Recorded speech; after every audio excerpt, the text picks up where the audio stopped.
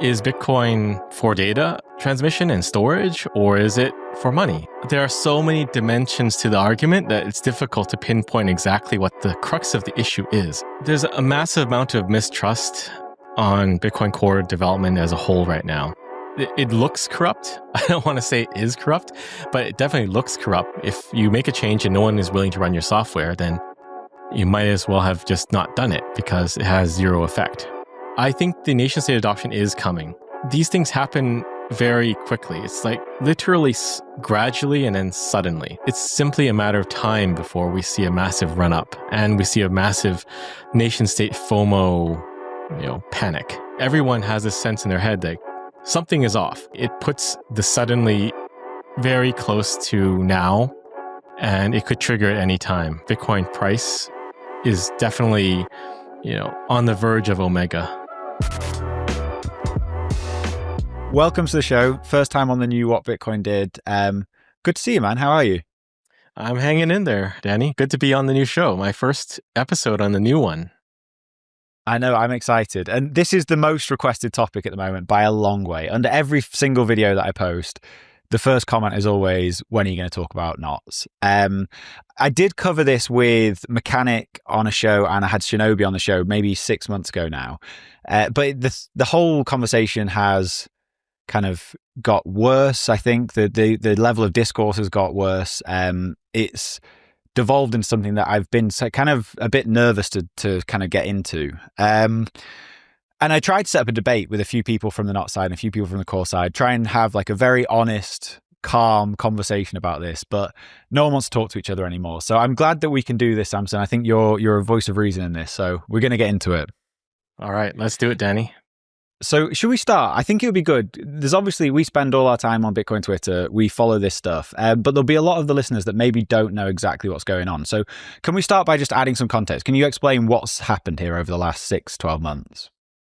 Well, why don't you take a stab at it, and I can tell you if you got it right.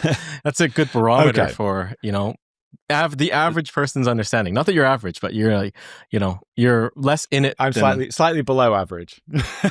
So obviously, I can't remember the exact date, but Core came out and said they're going to remove the op return limit. Then this other faction of Bitcoiners have been very annoyed about that because they're worried about spam on Bitcoin, what could be put into the Bitcoin blockchain. And I think this kind of comes down to a sort of a hearts versus minds debate where people ideologically don't want Bitcoin to become something, even if technically you can already do all that stuff on Bitcoin. And the reason that Core are implementing these changes is to try and make Bitcoin more efficient. They're not necessarily trying to just allow spammers on chain, would be my take. Yeah, I mean, it's a very convoluted thing, and there are so many dimensions to the argument that it's difficult to pinpoint exactly what the crux of the issue is. There's the whole debate about, is it spam? And can we stop spam? Should we stop spam? There's the debate upon is Bitcoin money or is it arbitrary data? And do we want Bitcoin to be just a cryptographic blob, a cryptographic accumulator in Adam Back's words? Or do we want to say it's money? And then there's the whole facet of, just core versus knots, developers being against knots and knots against core. And that goes into another rabbit hole of, what is a bug even? Because if you go back in time to where it kind of kicked off, it is really the ordinals inscription spam, right?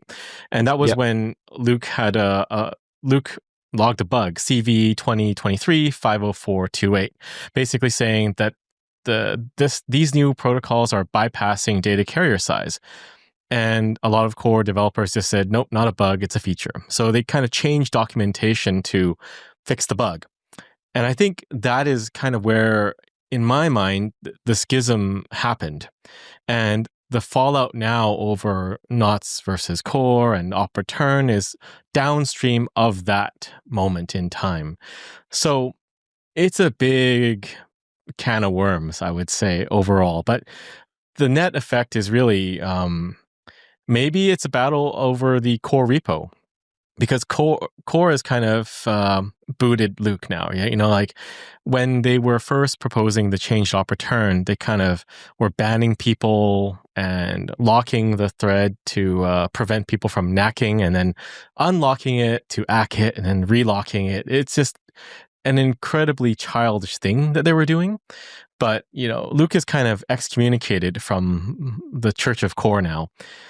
And that's probably, a major factor in the ongoing battle. He's got knots gaining traction, a lot of traction.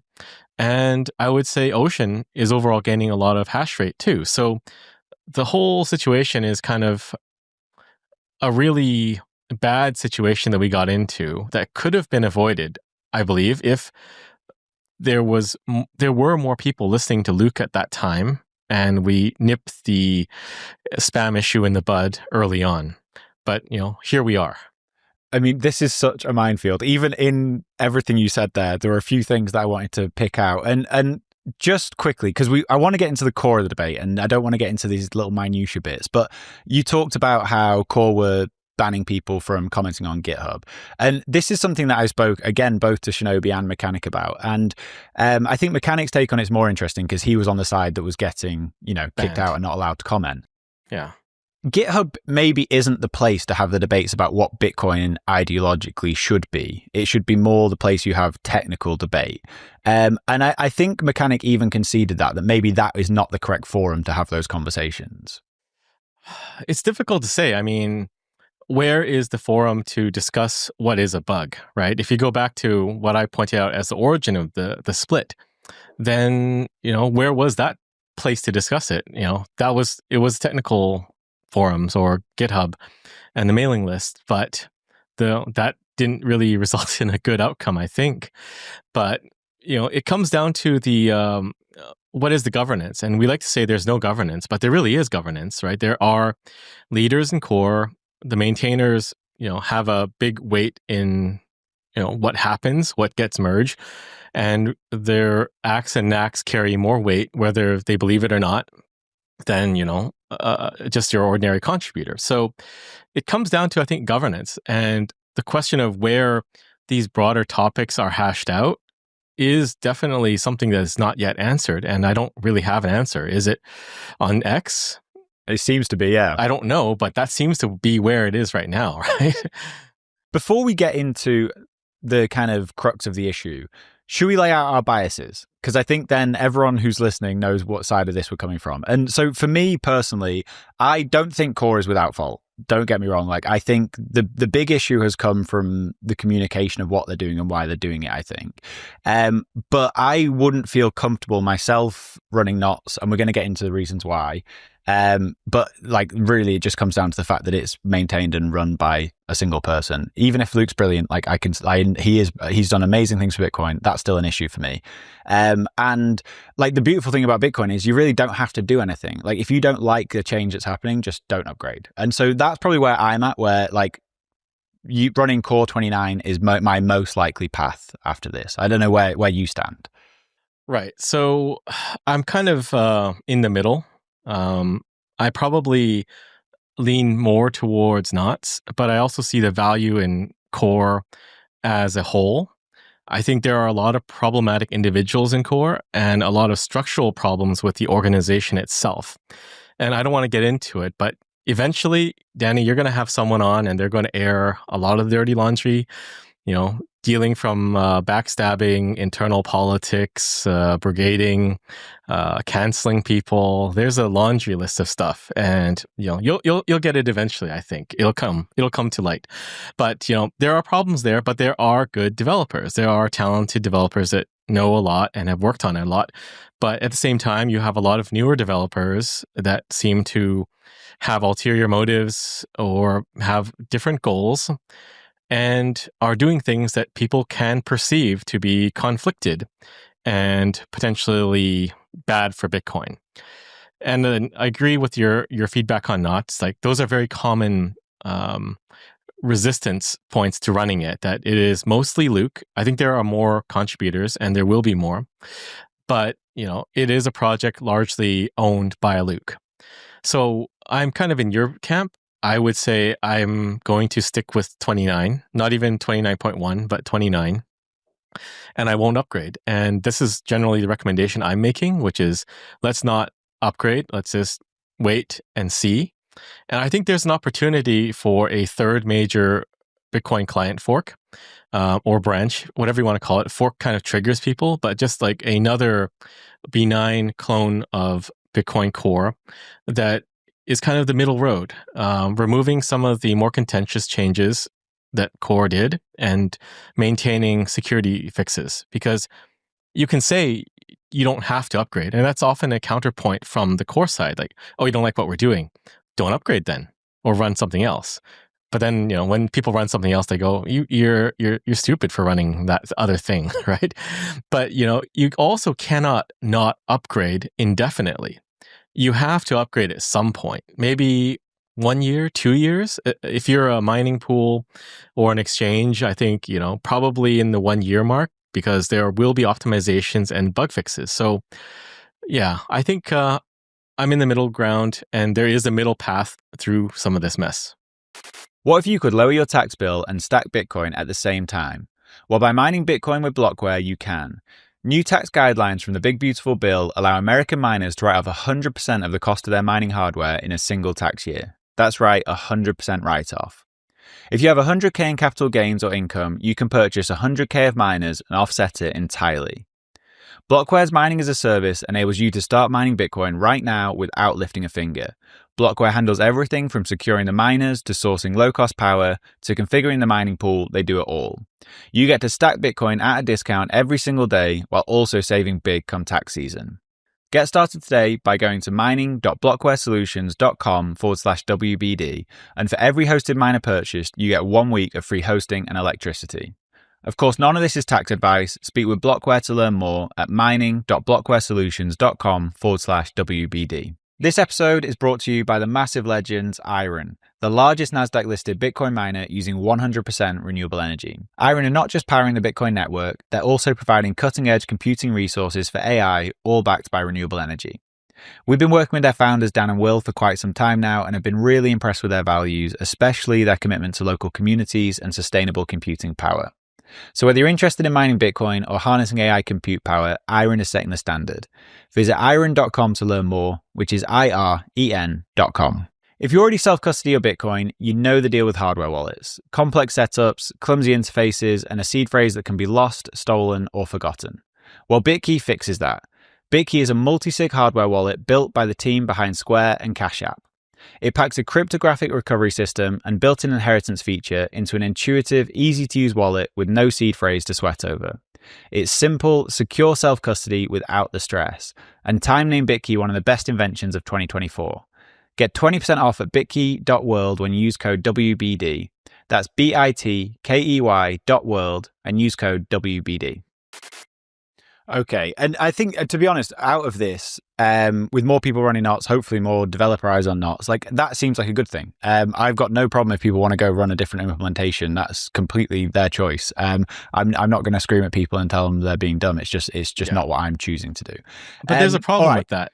There's a problem with that, Danny. So I don't know if you noticed, but the core faction is getting more agitated, and it has to do because of the increase in knots node runners and their impact on the network itself. So what you're seeing is the mempool fragmenting because people are filtering. And that has downstream implications on the network, like compact blocks are affected. And you have the more increased likelihood that mining pools will have private pools. And that has additional impacts too, like RBF can be impacted as well because you don't see all the transactions, or you're not able to estimate fees as accurately. And that can lead to some things like lightning pinning attacks too. So my feeling is like they realize that there's a problem now, but their toolkit generally involves yelling at people and saying, just listen to core.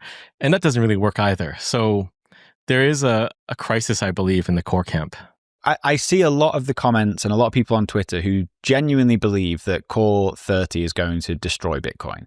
That's something I wholeheartedly disagree with. I want to know your kind of take on that. I think the whole conversation has got too inflammatory. Yeah, I would disagree with the knots camp and in that it's going to end things, but I also think it is not a good idea to remove all of these defaults because, if pools upgrade blindly, then they're going to have an impact on the network. So you'll have, larger op returns and you'll encourage other projects to build on this new Bitcoin because there is no deterrent. There is no, disposition from the developers of the main Bitcoin client to resist these external protocols and resist spam. So I think there needs to be a detriment. But again, if everyone did upgrade to 30, I don't think it's the end of the world. But I also see the increasing adoption of knots is causing problems for how the core developers view the network should be. All right, we've kind of set the table there. I want to get into kind of the actual details of this. I think probably the best place to start is with spam, because that is where this whole conversation came from. In your mind, what is spam? What counts as spam on Bitcoin? Well, spam is non-native data to the Bitcoin network. So you can say that you don't know what spam is, but what is a Bitcoin transaction? If you download the Bitcoin client and you get some Bitcoin, like someone sends you Bitcoin and you send someone else Bitcoin, that is, that's the main use case of the network, sending and receiving Bitcoin. And that is not sending pictures and other things. Like there is arbitrary data, and that's usually stored in op return, like 83 bytes of data. And it's been like that for a very long time because you can store a hash of something or a double hash. Open timestamps uses it. Various other protocols might embed a little bit of data, but that's been generally deemed safe and acceptable with general consensus / agreement. Consensus seems to be a trigger word these days. Like people like to argue, oh, that's not a consensus rule. But we're not saying it in that meaning. We're meaning like, do people agree? And people agree. Op return at 83 bytes is generally accepted as okay. But when you start moving towards larger blobs of data, I think that's a slippery slope. And you'll come to see like most of this discussion is really about slippery slopes. There are slippery slopes everywhere. So this is one of the things that I've not fully, like when it comes to what is spam. So a company like Simple Proof, for example, they're using open timestamps to put election data in Bitcoin. That's not a Bitcoin transaction, but it seems like at least a decent proportion of the Knots crowd are okay with that. So what I want to know is why that is not spam, but say someone puts like WikiLeaks cables on the blockchain, that might be spam. Like how do you draw the line and where do you draw the line? Yeah, it's a difficult line. So I would say like something small, like 83, you could convince me 160 bytes, but when you go past that, I think it's obvious that you're just trying to store large blobs of data, and it could be images, it could be other things. I think even in ordinals, inscriptions, things like that are also spam because they're not sending Bitcoin. They're using Bitcoin to send something else. I mean, you can go back and look at color coins, but same thing.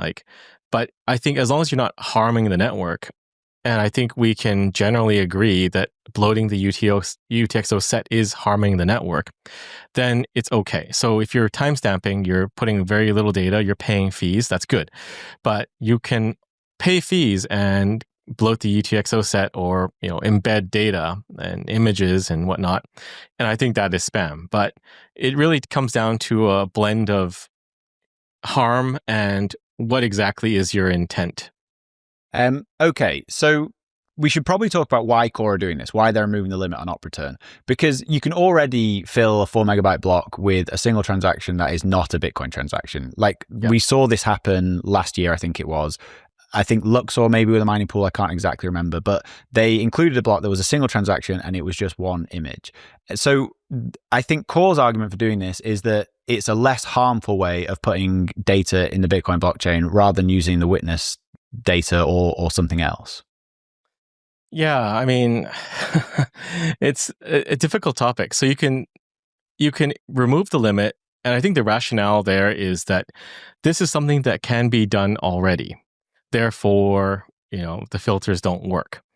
And if you remove the filter, then I believe you're encouraging more of it, especially because there has typically historically been resistance to this type of behavior. And, when Luke was more influential in core and less, ostracized, pushed off to the side, ostracized, then I think we would have seen a different scenario play out. But yeah, I would say that stuff is spam, and all of the other protocols that are kind of leveraging Bitcoin in an affinity scam type of way, like, this is on Bitcoin. No, it's not on Bitcoin. It's a separate thing that points to Bitcoin and points to, arbitrary data stuck on Bitcoin.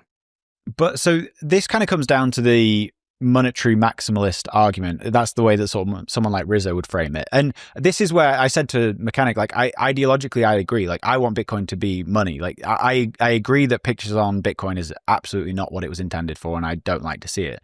My issue is whether there is like a reality to that this is something we can't stop. And like filters, do they even work? Like, if we can just get around them, why not have something that is the least harmful way of doing them as the sort of common way of doing them? Right. So, I mean, filters do work. I mean, they've worked for a long time. It's just recently what we see is people are bypassing the filters, right? You have a Libra relay, and, it's kind of meant to show the knots guys your filters don't work. But it's not necessarily a good thing, because you're kind of showing that all of these standardness features are bypassable. And they are all there for a reason, to maintain Bitcoin as money, not as arbitrary data, and to also keep the Bitcoin network usable for the purpose of money, like transacting between you and I. So it's kind of bad in a way, and you can view it as an attack. I think the core side likes to say private mempools are bad and harmful, but, bypassing the filters is also a bad thing, because they are there for a reason. I'll give you another example. Like, you can't say filters don't work. There's another filter called dust relay fee, which was implemented to prevent spam on a network, like from Satoshi Dice back in the day. That is still there, and that is what's holding back the network from being inundated by spam. But, someone could, for shits and giggles, start relaying spam, and then convince some miner somewhere to start mining the spam. And then guess what? The filter doesn't work because you weakened it. So it's not like something to be proud of that, yeah, you can bypass the filter. It's more of a politeness. It's more of a standard. It's more of a way to operate that's not in consensus, at least not yet. And it should be respected in general, because it is better for the network. Another example I like to give is traffic. If you go to the third world, you see congestion in the intersections because everyone's trying to get to where they're going a bit faster. They're cutting people off, running lights, running signs. And in Western countries, generally that's not the case, because people generally follow the rules. But that doesn't mean you can't run a red light. Mechanically, you can run a red light. You can cut someone off. But if everyone does that, then guess what? It degenerates into this messy blob of traffic. So I guess that's my point. Like, there was another example. I think Steven Rivera posted it. It was Macarello saying, Peter Todd and this other guy are smart cows that show the other cows how to bypass the filters. Like you can open the gate. So, it's always been the case. You could always bypass these things, right? But I don't think we would agree that we should bypass dust relay fee and start seeing a massive amount of dust clog up the network. But here we are. So in your analogy, could you argue that fees are the filter? And the reason that in the West we don't run red lights and speed is because you'll get fined and you'll get points on your license? That's one part of it, I think. But generally, there's that shopping cart example. Like, the shopping cart is the ultimate test of civilization. Do you put it back, or do you just leave it there? There's no punishment, right? But generally, people put it back, or they try to aggregate them in one spot, right? But that's a good example. You have to follow some level of good behavior if you want what's good for the network. And I think another example would be something like immigration. So, I can also, you're from the UK, right? Mm-hmm. So I can also show you can bypass legal immigration by taking a rubber boat across the English Channel and, just landing there, and you have all these benefits and you bypass the whole system. But is that necessarily a good thing? Because if you look at immigration or illegal immigration as a parallel to spam on the network, eventually there's so much illegal immigration that you have systemic societal problems. And further down the road, maybe the illegal migrant population eclipses that of the local population. So where do you draw the line? Because, you don't want to torpedo the boats coming in, but you have to try to enforce those rules, or else eventually, the migrant population becomes the new population. And you could say the same for spam. Eventually, the network is just all dust and spam, and you and I can no longer transact. That's, hyperbole, but you get the general directional tracking of where this is going, right? It's a slippery slope. So do you disagree with the idea that fees are the filter then? In the sense that, obviously blocks are pretty empty at the moment anyway, but if enough monetary transactions come online, they will just price out the rest of this stuff anyway. Well, fees are a filter, but it's not the only filter, right? So you can have perverse external incentives, whereby you have some external protocol to Bitcoin that can pay for the fees and can spam the network, right? If you look at ordinals, that's one.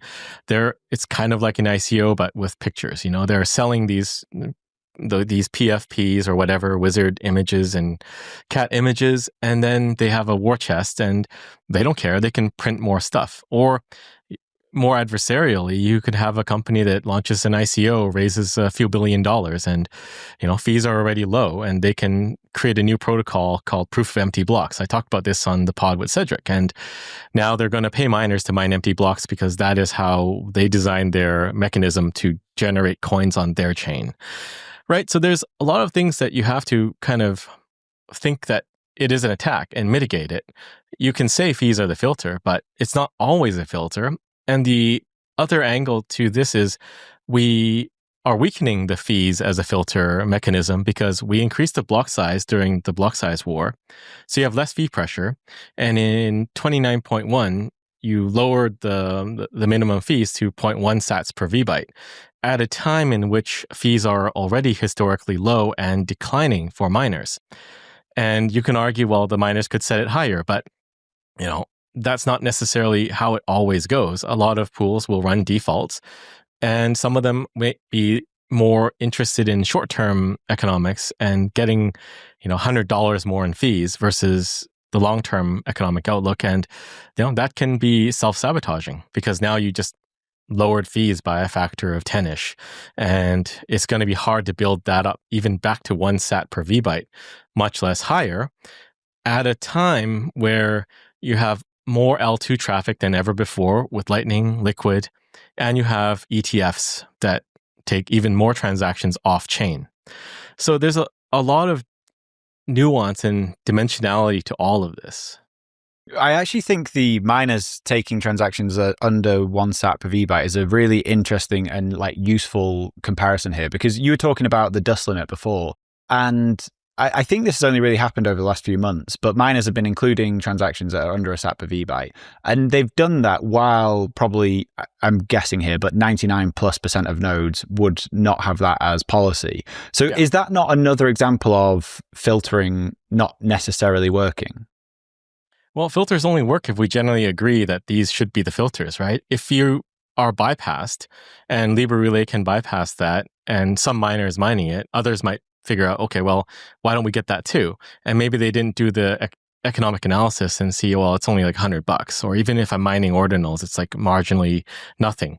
But overall, these kind of behaviors are detrimental to the network as a whole. So it's kind of bringing down and making it harder for miners, if there was a downturn in price, that they would be able to survive, right? Because they're getting less money. But it's also when you when you normalize it through the Bitcoin core client, that's even worse because you have some people showing that, okay, this can be done. And core has said, we generally try to align to network usage and, what people are actually doing. So you show this can happen, and then core drops the limit. And you could say the same for dust, right? Like, start mining dust and start relaying dust, and then core will adjust it in 3.0.1 and remove that limit, because I've said that in the past. Like, all of these things are guardrails, and we should be removing these guardrails. Do you know why the miners are actually including these? Because I can't quite figure that out, in the sense that if someone's willing to pay, 0.1 sat per VByte or whatever for a transaction, and miners just say no, are they not eventually just going to pay 1 sat per VByte? I don't understand their economic incentive to do it. I don't know either. Maybe they're not looking at it closely enough. Maybe they're not doing analysis. Maybe they're just following what others are doing, and they're seeing, it's a little bit more revenue, and they're hoping it becomes more revenue. But, when you have a sizable drop like that, it's difficult to build back up the pressure. And it's even worse if it becomes a default, I believe. Okay, so I'm sounding very anti-knots here, and I'm not. It's just I'm trying to steelman this to get to kind of the bottom of it. But if what we saw, the sub 1 sat per VByte transactions going through, 99% of nodes or whatever it was not running that as policy, what kind of proliferation does knots have to get to actually make these filters impactful? I've seen some people do a calculation, even if they're at 80%, it doesn't matter. But I think this is beside the point. The point is you can always bypass a lot of these standardness rules, all of them. They can all be bypassed. So it's just a question of, can we get some alignment to put some of them back into place and, bring some sanity back? And I think it goes back to fixing the data carrier bypass bug. And I don't know. It's difficult, I think, at this point to reconcile because everyone's really entrenched in their position. Okay. So why do you think Core have done this? I don't know. Their argument is that you can do it anyway, so we should not get in the way, right? And their thinking, I believe, is that, at least they've said it, they want... They don't want private mempools, so they want to kind of unify policy across the network, and they hope.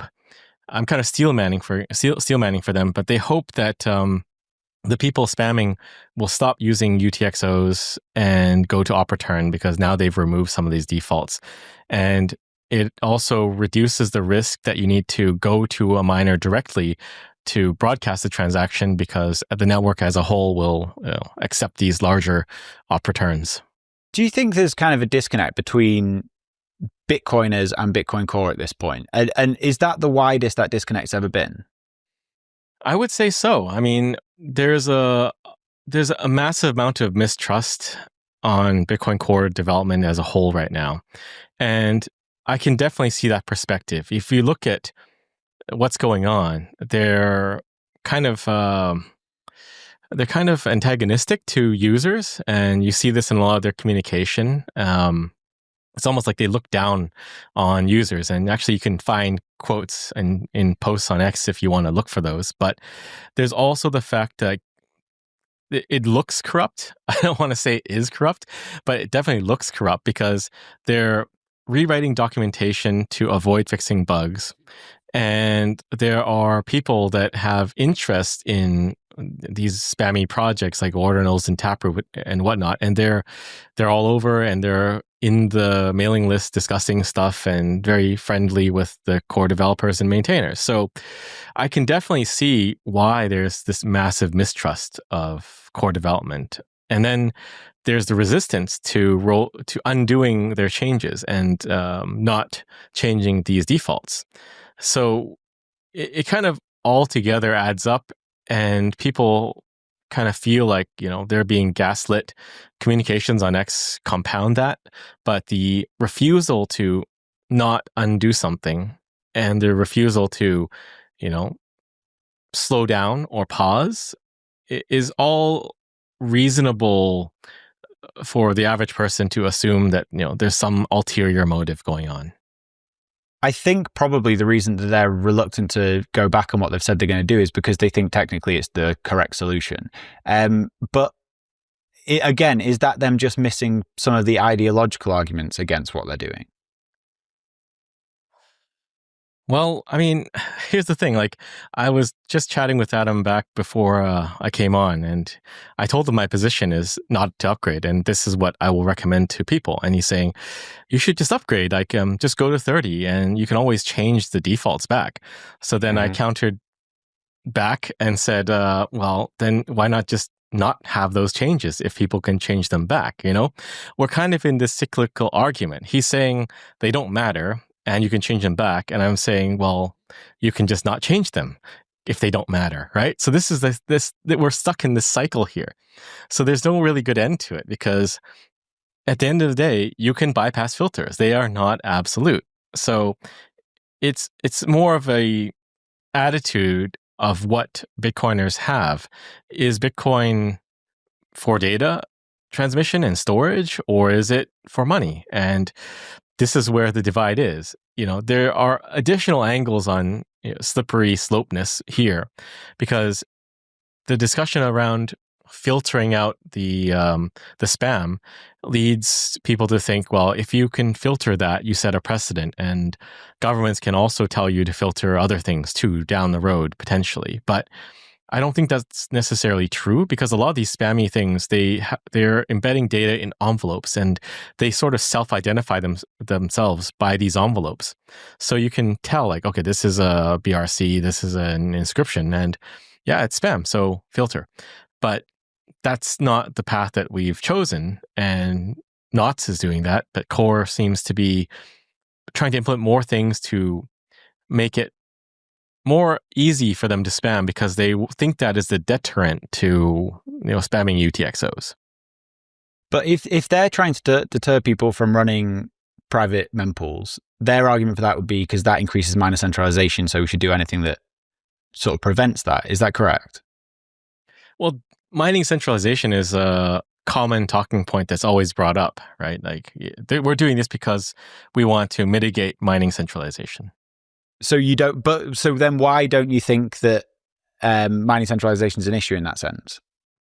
Well, I do think mining centralization is an issue, but I think it's just being used to justify actions that they've decided to take. But they don't need to take those actions. They can roll it back. But I think the prevailing argument from the Core side is they think we cannot be forced to undo something that the community wants, right? Like, for them, that's a slippery slope. If there is backlash and they change something, it means they're not following through on the most absolute technically correct solution. But I think they're missing a point here, which is delivered security. And again, this is something Adam has brought up. If you make a change and no one uses it, then did you actually deliver any security to the network or improvement or anything?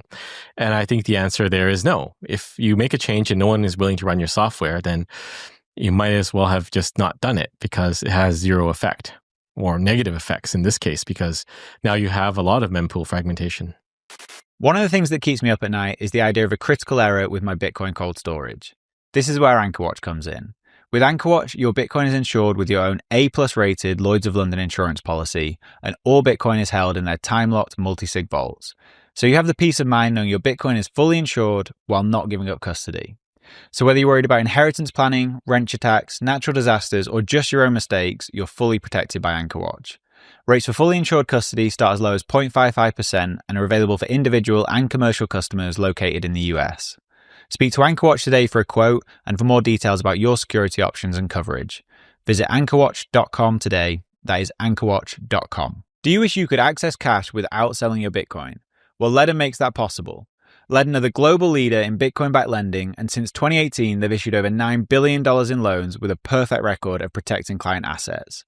With Ledden, you get full custody loans with no credit checks, no monthly repayments, just easy access to dollars without selling a single sat. As of July 1st, Ledden is Bitcoin only, meaning they exclusively offer Bitcoin-backed loans with all collateral held by Ledden directly or their funding partners. Your Bitcoin is never lent out to generate interest. I recently took out a loan with Ledden, and the whole process couldn't have been easier. It took me less than 15 minutes to go through the application, and in just a few hours I had the dollars in my account. It was super smooth. So if you need cash but you don't want to sell Bitcoin, head over to ledden.io/WBD and you'll get 0.25% off your first loan. That's ledn.io/WBD. Bitcoin is absolutely ripping, and in every bull market, there's always a new wave of investors, and with it, a flood of new companies, new products, and new promises.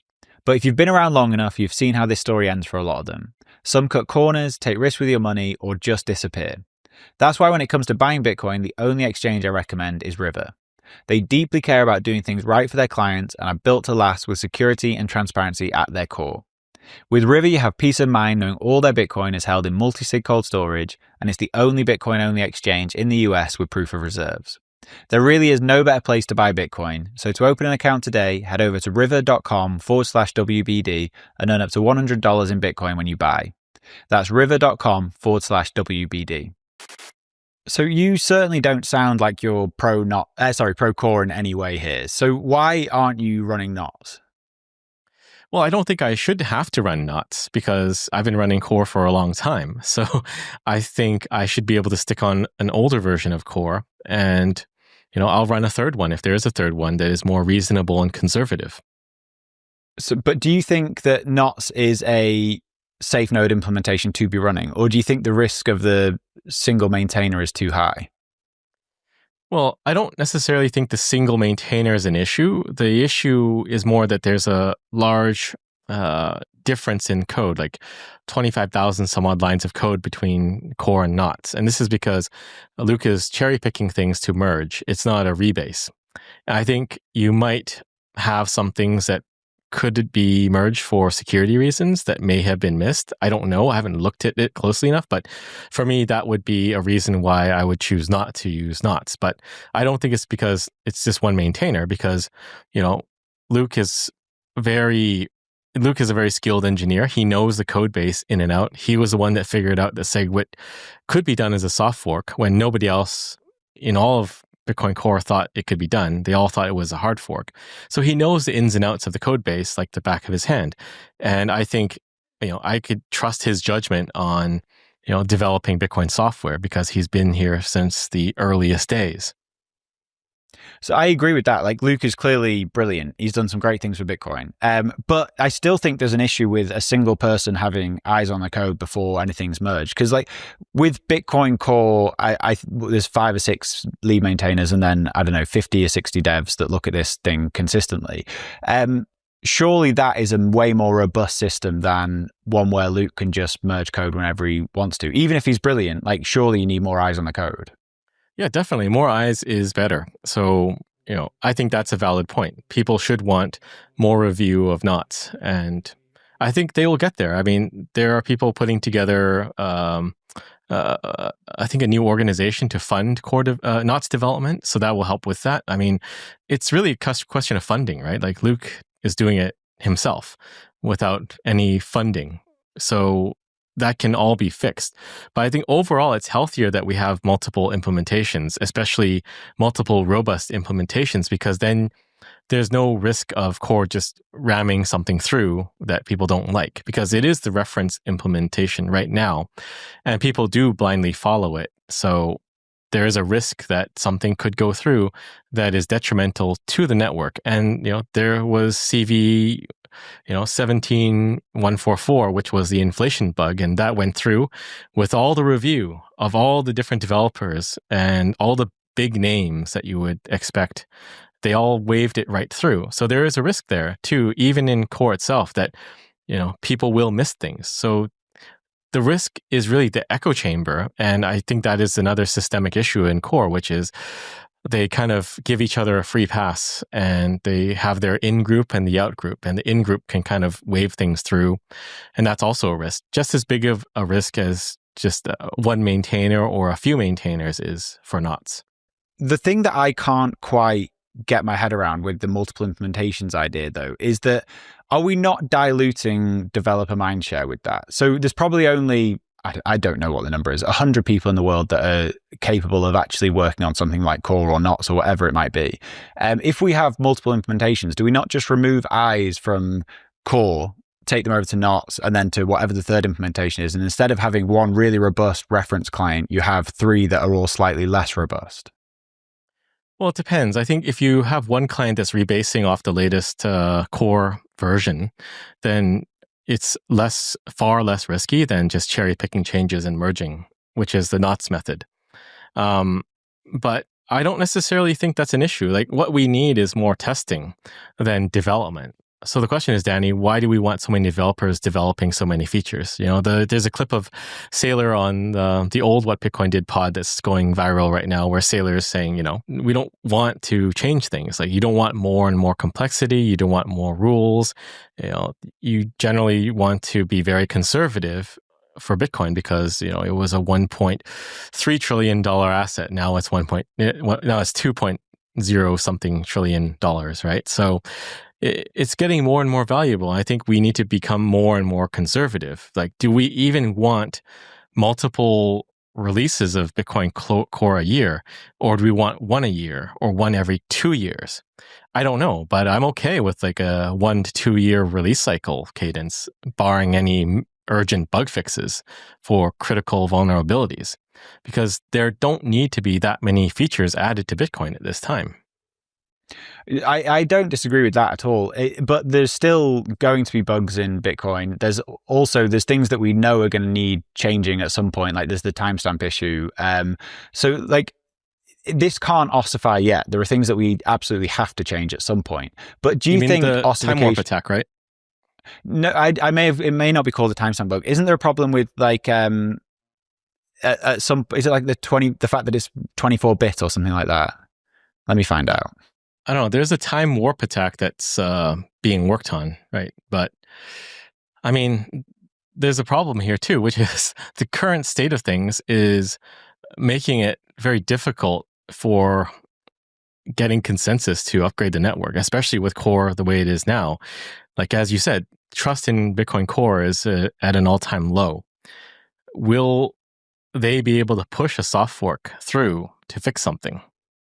So I just had a quick look. There's a timestamp bug that will break Bitcoin in Core in 2038 because it was written in 32-bit integer rather than 64. Okay, right, that one. So there are things that we know are going to come up that will require developers working on Bitcoin Core to make some changes. Yes. But so like, how much ossification do you want to see? Like, in terms of things like covenants and these more out there potential upgrades to Bitcoin, are you just like wiping the board? You don't want to see that come to Bitcoin? I'm open to it, but not right now. I mean, there's no need for it. Like, people pushing for covenants, you can do that on Liquid right now. You know, yes, you don't like Liquid, probably you want it on the main chain, but prove out the use case and get some adoption. Like, have people using it for some wallet somewhere for some reason. But you can't just say, we need this. And I don't think we're at a stage in Bitcoin's life cycle where that should be the case, where someone comes to the table and says, I need something and let's change something. Like, that's just completely unreasonable for an asset that is the size of Bitcoin.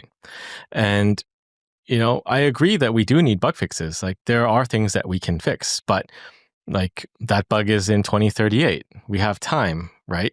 Where there's no urgency. We can spend more time analyzing the current state of Bitcoin, looking for more bugs, fixing issues, and fixing these longer term bugs that, you know, can wait for a decade. Is it fair to use Liquid as a comparison there? Like, I like Liquid. I think it's going to be useful. I think there's obviously very real use cases for it, but it is a custodial model. It's not the same as these things coming to Bitcoin. Well, I don't like the word custodian for anything like eCash, because custodian is a legal term. It's like you have a legal responsibility to someone because you're taking care of something for them. It is a definition. I would call things like Liquid, eCash, Fediments, and the like, you know, cypherpunk asset pools or caps. And, you know, you're just pooling and unpooling together. And there are different security models around these things. but it's not a custodian. So you want Liquid because you want the benefits of the Liquid chain.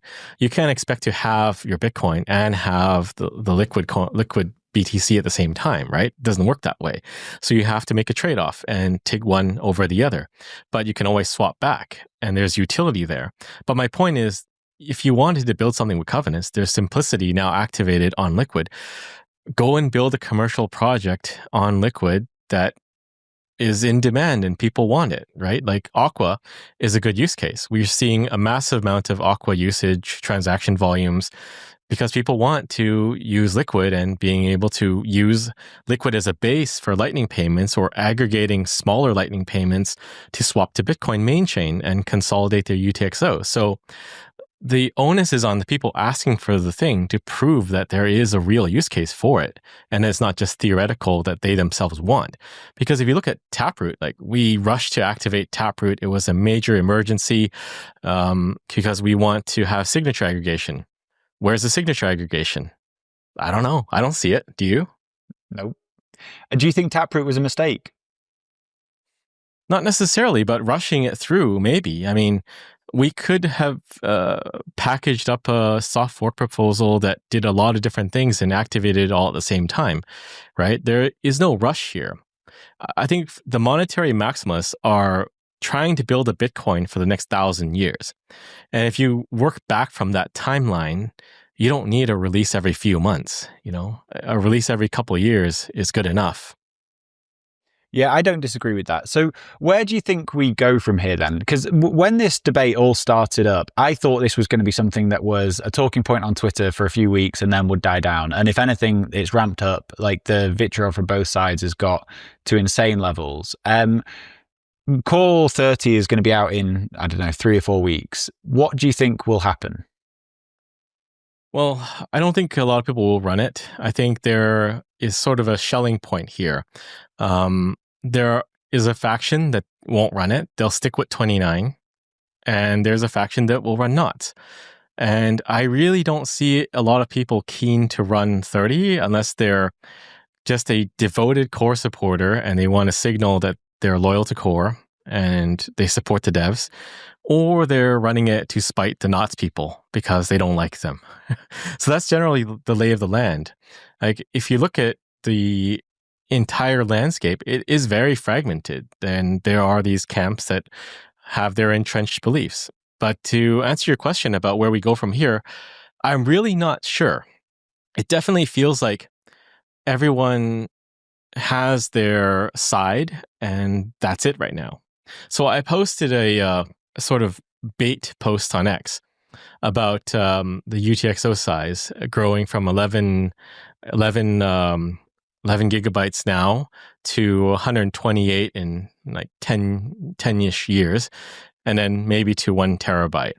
And if you look at the responses to that, everyone kind of missed the mark. Everyone was like, they missed the mark on a number of levels because there's a lot of nuance to this. And I was trying to what I thought, and you could tell me where I missed the mark. Go for it.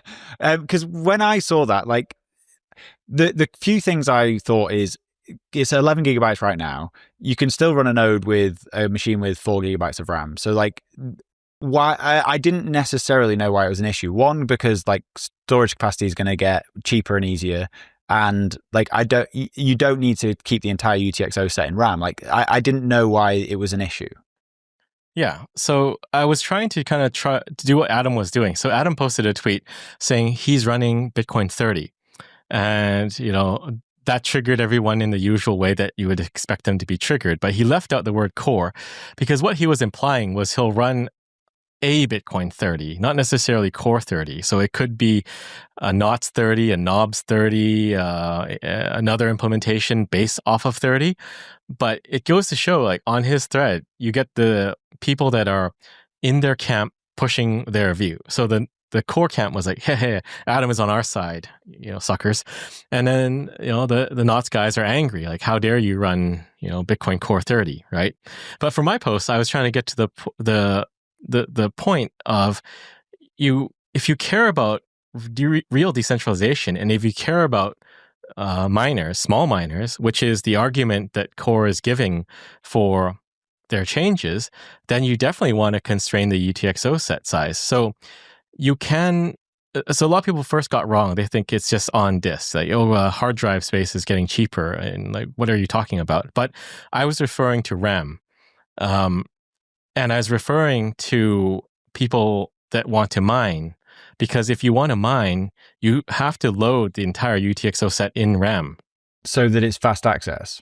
Yes, if you're a miner, whether you're a small mining operation with a couple S9s or you're a BitAxe user, then you should be, running Bitcoin Core with all UTXOs in RAM so that you're competitive. And this has been an argument about, mempool policy and why it's bad to have divergent mempool policy because you're slowing yourself down. But it's the same thing.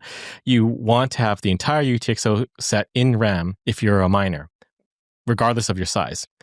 And if it's in RAM, it's not 11 gigs, it's 50 something gigs because 11 is compressed. So if you have that linear-ish growth of UTXO size, in a decade, it's not 128 gigs. It's, 5 times that. And in 2040 something, it'll be, 5 terabytes at the max. That's the worst case scenario, but you get my point. If you care about mining and you care about decentralization, you should realize these things. But everyone just said, okay, you're wrong, you missed it, and it doesn't matter. But it does matter. And if you care, then you should have come to that conclusion and added 1 + 1 + 1 and figured out, it's 3. And it does actually matter because the UTXO set is huge now, and it's going to be a problem for anyone trying to run their own node. And if you want decentralization, they should be running their own node, not just running with a pool and relying on a pool's templates and node. So help me understand this. Does putting all of this information on Operator not reduce UTXO bloat because people aren't using unspendable UTXOs? It could, but it's cheaper to do UTXOs versus Operaturn, right? And I think people have kind of homed in on that, and this is why they're resisting Core, because it doesn't make sense. Like, you're trying to encourage people with thoughts and prayers to use Operaturn instead of UTXO. And again, this is probably where some mistrust is brewed, because why would they think that? That makes zero sense at all. So why is it cheaper to do it in UTXOs? Because of the discount. Okay. But at the same time, but at the same time, I don't think you want necessarily to encourage more people shoving stuff in the Operaturn too, because it's true that you can prune Operaturn, but then you're running a prune node. You can't just prune only the Operaturn. And if everyone is running a prune node, then there is no more full node to boot up the network and help other people, spin up new nodes in the future. So if we put Samson Mow in charge of Core, you're the dictator of Core today, what would you do? I don't know. I would roll back some of the more contentious things. And I don't think there's much we can do to undo the damage that's been done. But I would say let's be very conservative and very cautious on what happens in the future. But if you were to ask me, how do we fix this whole divide? I don't think you'll like the answer. You have to be able to bring Luke back into the fold. I think Bitcoin Core has to remove a lot of people that are maintainers and have been driving the project. And I don't think that will happen either, because there's economic incentives to be a maintainer. You get paid more, right? And you get prestige from it. So the only way that someone would step down is because of honor. Yes, we messed up. We caused a massive clusterfuck, and I'm stepping down because of that. And I'll continue to work on Bitcoin, but I won't be, in that position anymore. And I don't see that happening either. And I don't see them welcoming Luke back either. And I don't see them willing to roll back the changes. But if you wanted to, repair the divide, that's how I would see it happening. That some people in Core step down and there's kind of a house cleaning there. So I was only around for the very end of the fork wars, the block size wars in 2017. Obviously that culminated then, but it had been going on for a long time beforehand. Do you think that this does risk escalating into something similar and we do end up with a fork because of it? I don't think so.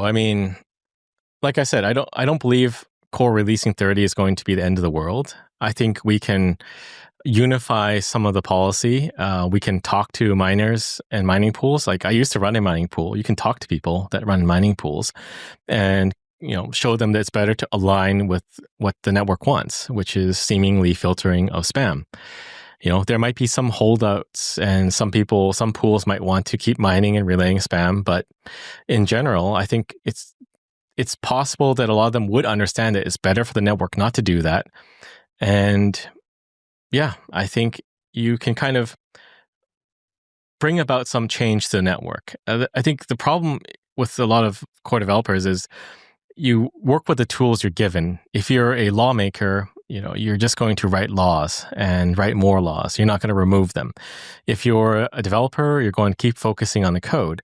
It's probably not in your tool set to go out there and engage and educate and talk to miners and mining pools about what is bad. So I think this is why the default reaction was, let's just adjust the filters and standards to what is happening instead of trying to go out and affect change.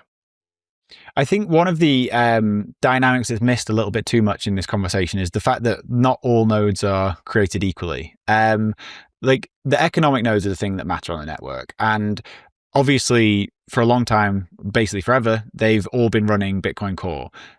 Do you think any of those will be moving across to NOTs? Because it's really easy for me to spin up 10 NOTs nodes in my bedroom and then it looks like there's massive growth on the network. And obviously there is some real organic growth. But do you think any of the big businesses running big economic nodes will move across to NOTs? Hard to say, but I mean, Ocean, I would say a lot of the hash rate there is using NOTs. And I don't think you can really deny that they are a sizable portion of the network now. And that is good. Like, it's good to have mining decentralization. So everyone that was paying lip service to mining decentralization on the core side, I really don't see them congratulating Ocean in any way. So you can see that a lot of this divide is really personal. They just don't like Luke for various reasons, and they will never like Luke, and they will never like Ocean. So it's a difficult predicament right now. It seems to be personal attacks and attacks on individuals are more prevalent than actually thinking things through from a level-headed place of calm. And you see that, like, the first reaction to a lot of posts is maintaining my side. And that is not a way for us to move forward. So do you think this really is about Luke as a person? Because he obviously has some pretty wild views. Lop just did a big post where he went through a ton of things that Luke said in the past that are very out there. Is that what is at the core of this issue, in your opinion? I don't know. It's interpersonal, I would think. It's a lot of these people in Bitcoin Core that don't like Luke. Ultimately, we do need to get along, and I think eventually we will get along. We have more in common with each other, irregardless of all the differences and vitriol being spewed than we would think. And we are all Bitcoiners. So, maybe in a couple of years, it'll all calm down and, everyone will get along better and, we can move forward. But for now, I think it's important to keep in mind that, everyone wants the best for Bitcoin. They just have different views on what is best for Bitcoin. And yes, maybe some people are doing some things for the lulz, but that is short term. It's not going to last forever. Yeah. Rough consensus is messy. All right, Samson, you are obviously fronting up JAN3. How's everything going? How's the nation state adoption going? Pretty good. We just got back from Paraguay and we made some good progress there. We met a lot of the right people that could potentially make a Bitcoin bond happen in Paraguay. And we likely will go back again if discussions progress.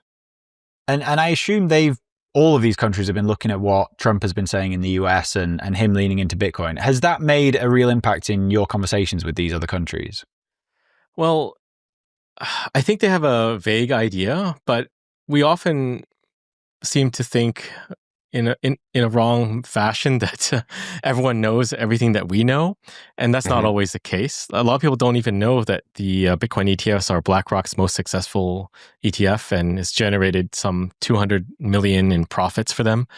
People don't know that, and the executive orders, they don't know that either. So it's kind of our job to go and tell them these things. So if you look at what we do from a 30,000 foot view, we're kind of like a personalized podcast about Bitcoin, that we go and sit down with them, talk about everything that's happening in Bitcoin, and answer questions.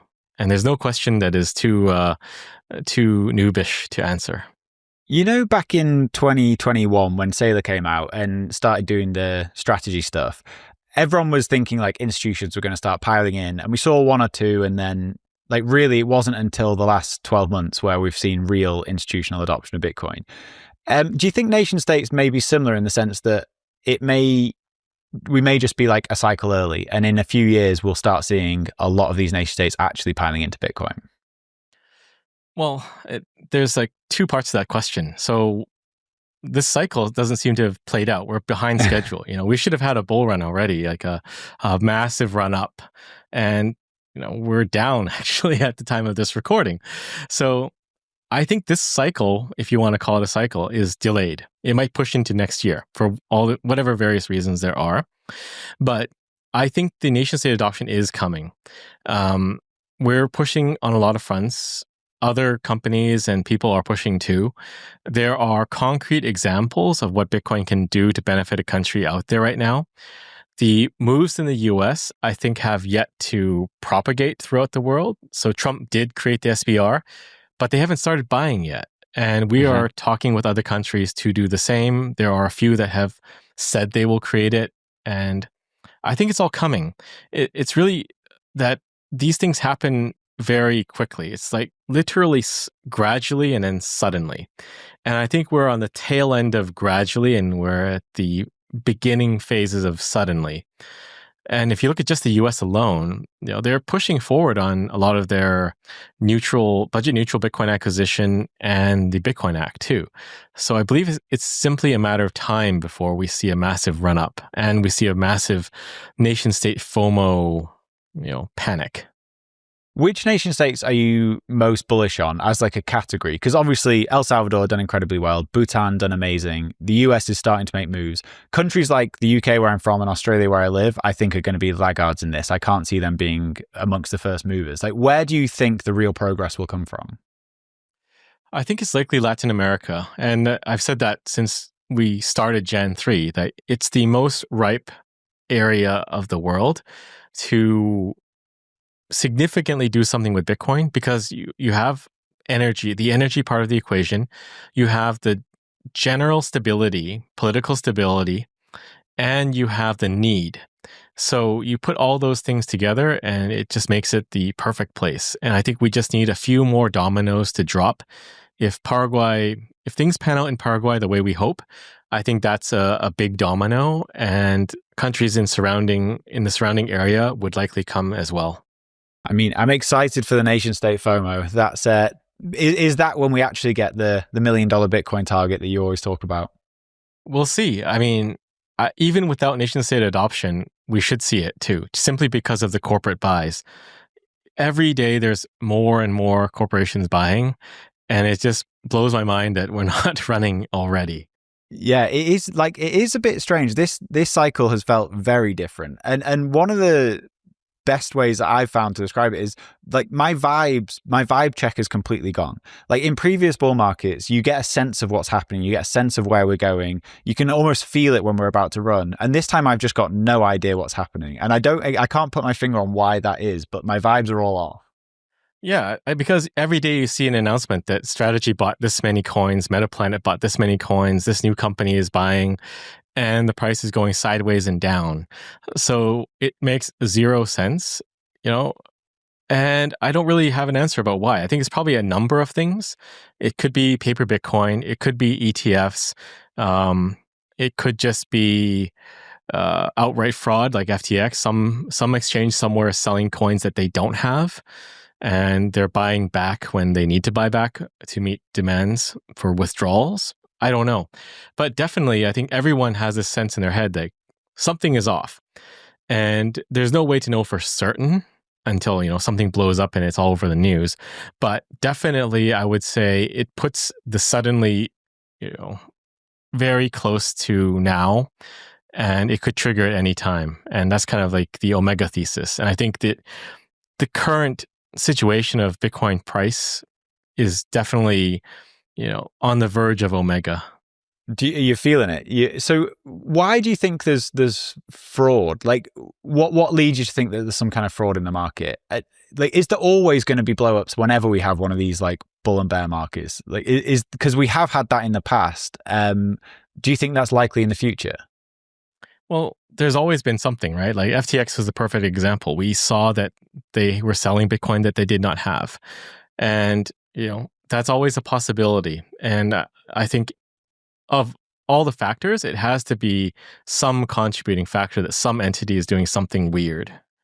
I'm here for it. I'll have the popcorn ready. Samson, anything else you want to talk about before we close this out? This has been great. No, I think we pretty much covered everything. It's a good conversation. Bitcoin's going to $1 million. Everything will be okay with Core 30. Run whatever implementation you want. Stop shouting at people. This has been great, Samson. Thank you very much. Where do you want to send anyone before we do close out? I'm on X. My handle is Excellion, EXCELLION, and you can find JAN3 on X too, JAN3.com. Perfect. All right. Thank you, man. I appreciate that. That was fun. Thanks, Danny. Catch you next time.